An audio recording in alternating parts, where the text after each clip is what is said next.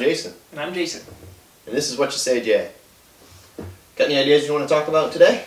Well, I think one topic that would be very interesting to go over, I know at least for me, would be what we happen to drive for our first vehicle.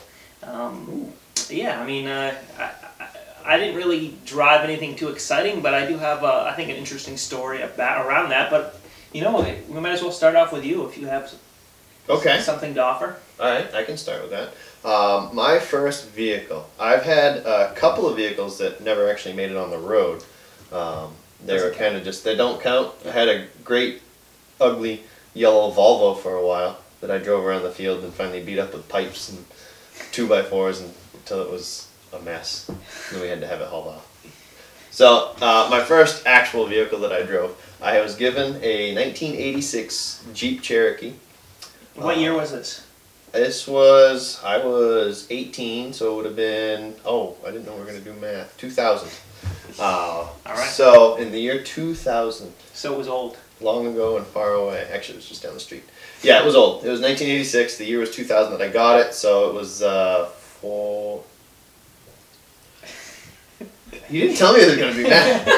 14 years old. 14 years old. All right, 14 years old. It was given to me because it was rather tired. It needed some work, and I had no money, but I did have time. So my grandfather and I spent the better part of like 2 weeks rebuilding the body on it. I had to rebuild all the rocker panels where they were rusted out, and the floors had to all be replaced. I gutted the interior. Wow. So we finally got it on the road. We painted it, got it all looking spiffy.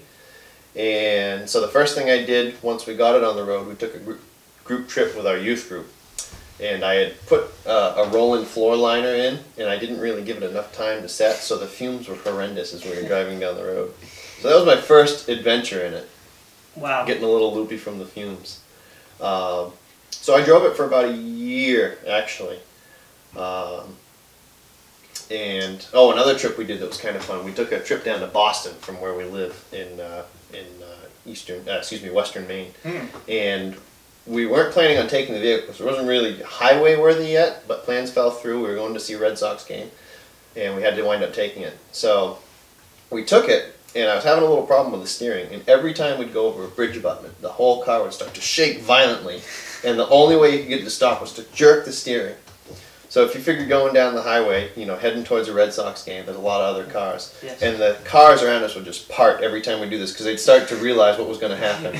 It was horrifying and really exciting, and I'll remember that forever. Yeah, it sounds like a car from, especially a first car from Maine.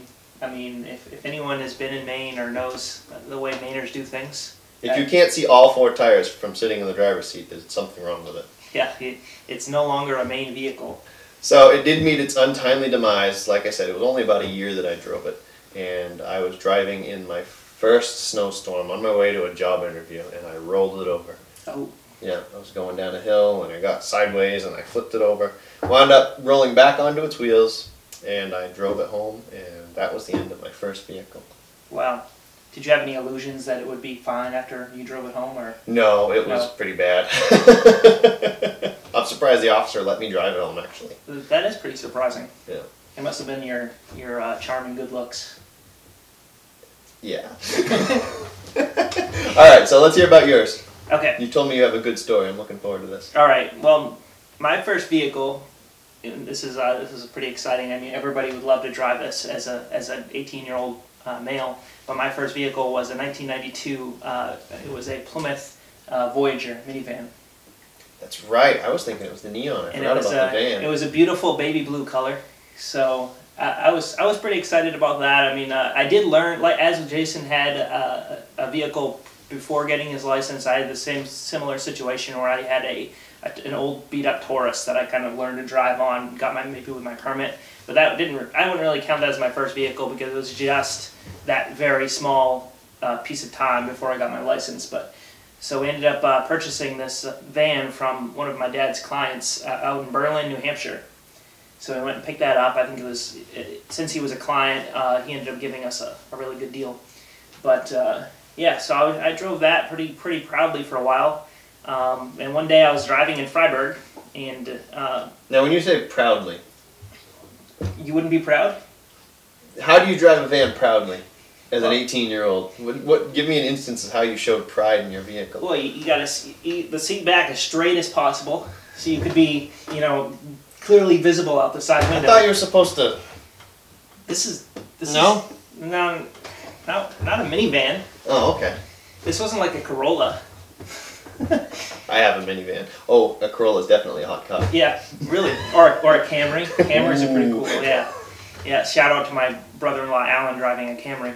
Yeah, which he's very proud of. Well, that's good. But anyway, so I was in Freiburg, driving right in town Freiburg, and I was going to turn left into a gas station. I was in a hurry for whatever reason, so I may not have been paying as close attention to where I was going as I should have been. But I ended up clipping the rear end of a truck, turning left. You like drove into the rear end of it? It was like, it hadn't quite made it beyond me, and I decided it was a good time to turn and clip the rear end of it.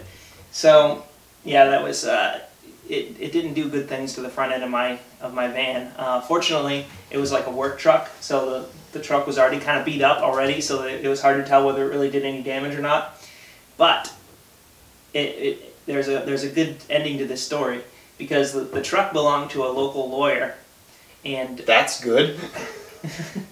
So he was actually the guy that was driving it was his hired help. So he would we exchanged information and everything, and apparently I handled myself in a rather becoming way or professional way about it.